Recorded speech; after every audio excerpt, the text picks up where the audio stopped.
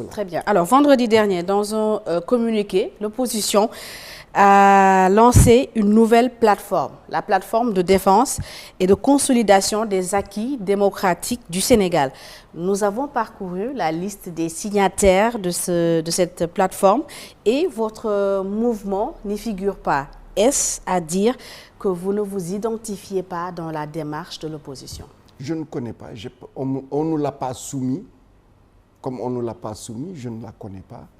Donc, je ne sais pas. Vous n'avez pas été invité Non, je n'ai pas été invité. Donc, je ne connais pas. Peut-être qu'ils ne connaissent pas encore suffisamment notre parti, le Mouvement pour la transformation nationale. En tout cas, le Diamaguène troisième mandat, oui. Nous avons reçu Mamadou Mbodj, un des initiateurs, et nous avions, avant même de le recevoir, signé la pétition qui était, et nous l'avons soutenue. Voilà. Maintenant, les autres initiatives, lorsqu'elles ne nous sont pas soumises, évidemment, nous nous en tenons à notre démarche qui est toujours la même. Allez-vous attendre qu'ils viennent vers vous ou y a-t-il possibilité que vous tentiez de rejoindre ce mouvement? Nous ne sommes pas dans la démarche d'être dans un cadre. Nous sommes dans une démarche où nous avons une philosophie fondée sur ces trois principes et toute notre démarche aujourd'hui, c'est comment rallier le maximum de Sénégalaises et de Sénégalais à cette philosophie. Cela ne va pas rendre difficile votre place, la place que vous allez occuper, ne va-t-elle pas être minime dans l'opposition si l'autre partie de l'opposition, c'est comme si l'opposition réellement, telle qu'elle existe, telle qu'elle est configurée, ne reconnaît pas votre mouvement? Vous savez, la configuration politique nationale aujourd'hui, c'est l'opposition et le pouvoir réunis. L'opposition en entier et le pouvoir réunis ne font que 47% de l'électorat du Sénégal. Donc, il y a de l'espace qui reste et nous ambitionnons d'occuper cet espace-là. Très bien. Alors, Macky Sall, dans un entretien qu'il a accordé à nos confrères français de l'Express, a déclaré avoir juridiquement le droit de se présenter à l'élection de 2024. Que vous inspire cette déclaration du chef de l'État? Je suis navré d'entendre le président de la République parler ainsi et préparer sans aucun doute une future déclaration de candidature. Je pense que le président de la République, en tant que le chef suprême, je dirais au niveau de la nation, aurait dû dire « j'ai la légitimité morale et éthique ». Mais il n'a pas dit cela, parce qu'il n'a ni la légitimité morale et l'éthique ne lui permet pas d'être candidat pour une troisième fois. Parce que tout simplement, il a non seulement combattu en 2011-2012 la troisième candidature du président Abdoulaye Wade, mais quand il a pris le pouvoir, il a dit qu'il a rédigé la réforme constitutionnelle de 2016 pour exclure toute possibilité d'une troisième candidature.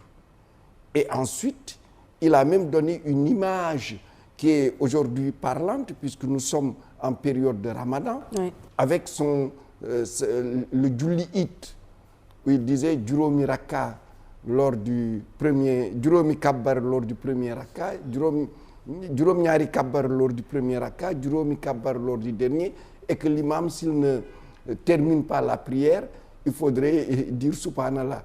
C'est lui qui l'a dit. Et c'est lui aussi qui a dit publiquement que la réforme constitutionnelle n'a pas touché le nombre de mandats, puisque le nombre de mandats existait déjà dans la Constitution initiée par le président Abdoulaye Wade. Donc il a donné tous les arguments pour dire que ce mandat, qu'il a d'ailleurs lui-même conclu à travers la conclusion de son livre qu'il a écrit pour préparer sa campagne électorale de 2019, que c'est son second et dernier mandat. Et c'est une parole d'honneur, la parole chez nous, dans notre société, qu'elle soit Wolof, Pulaar, Serer, Diola, c'est une parole d'honneur.